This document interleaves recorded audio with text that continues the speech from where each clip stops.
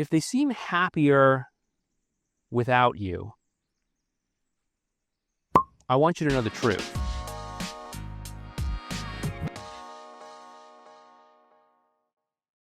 Life isn't always what it seems. Of course, we all know that with social media. We all know that the way to win at social media, if you can call it that, is to make it seem like you have the most perfect life possible. You have to post all your wins, all the amazing, extravagant, expensive, remarkable things that you do, so that it seems like you're living this larger-than-life experience. Just know that that's the case, too, when it comes to your ex. They're doing that as well. They're probably not going to, unless they're emo or something, post about how they're crying themselves to sleep and how depressed they are about the breakup and all that. They're probably not going to share that. They want to make it seem like they've moved on, like their life is better than ever. That's just how people are with social media. That's just how people are with breakups in general. There's a certain competition that almost starts between two people when they break up. A certain competition to see who can move on first, who can have the best life, who can get into a new relationship first, who seems the least bit fazed by the breakup. We do this many times to prove to ourselves that we came out better from the breakup. We do this to prove to ourselves that we're worthy of love. We do this to prove to ourselves that we are fine just the way that we are, and that they are the ones that made the mistake. We do this to prove to our exes that they made a mistake by not treating us right. They made a mistake by breaking up with us. They made a mistake by not listening to all the warning signs that we sent out there. This relationship needed help. We do this to send a message to our friends and family that we're okay. We do this as a form of posturing, as a form of making it seem like we've got it all together. But as I'm sure you know, just because somebody wants to believe something, or just because somebody puts on a great act on social media, that's not always the truth. You know, there's a movie I watched when I was much younger called American Beauty. It's a great movie. And it really explores this whole idea of things not being what they seem on the surface. I think that in a lot of ways we've forgotten this. Maybe it was easier back whenever that movie was made, I don't know, 90s or 2000s or something. Maybe it was easier back then when the world was simpler. We weren't all plugged in on social media all the time. But I feel like we've lost that in so many ways.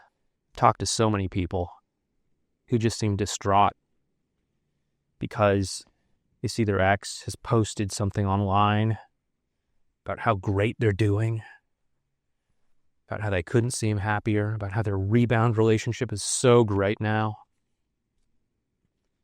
Again, they're not going to share the tough parts of life.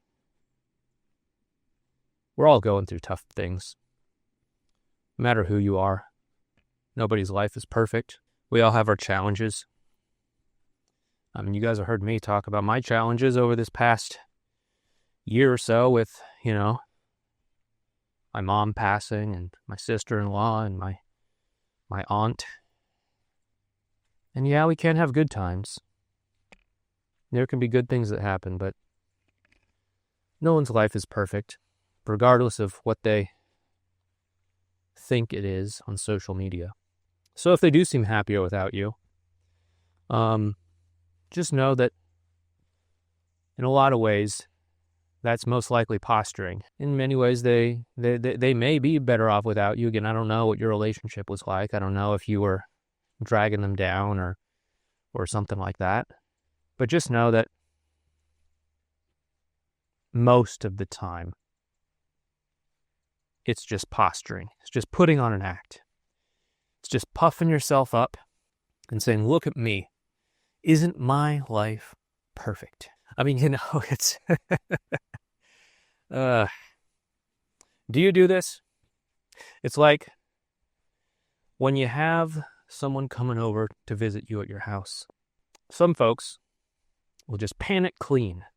They'll spend the whole day before mopping, tidying up, making sure everything is spick and span, getting everything in great shape so that it looks like they live in this perfect furniture catalog kind of life. But really, that's just them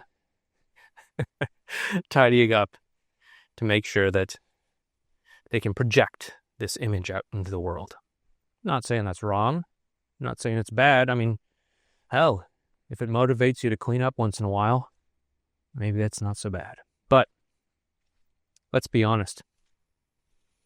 It's not a genuine projection of what your life is like. You know that. And just know that they are probably doing something like that as well, too, when it comes to the social media updates, when it comes to, what they're telling you about how they're doing, when it comes to all that sort of stuff. We live in a I'm fine, thanks sort of world where we have a hard time really being open and honest with other people about, the challenges that we're going through. And, I get it. If you just meet somebody for the first time and they say, how you doing today? It's tough to say, yeah, I'm not in a great place right now because this happened or that happened. You don't just want to dump all your problems on someone, but you don't have to pretend that you got it all together. A little authenticity and honesty can actually create a whole lot more connection than trying to seem like this flawless Teflon sort of person.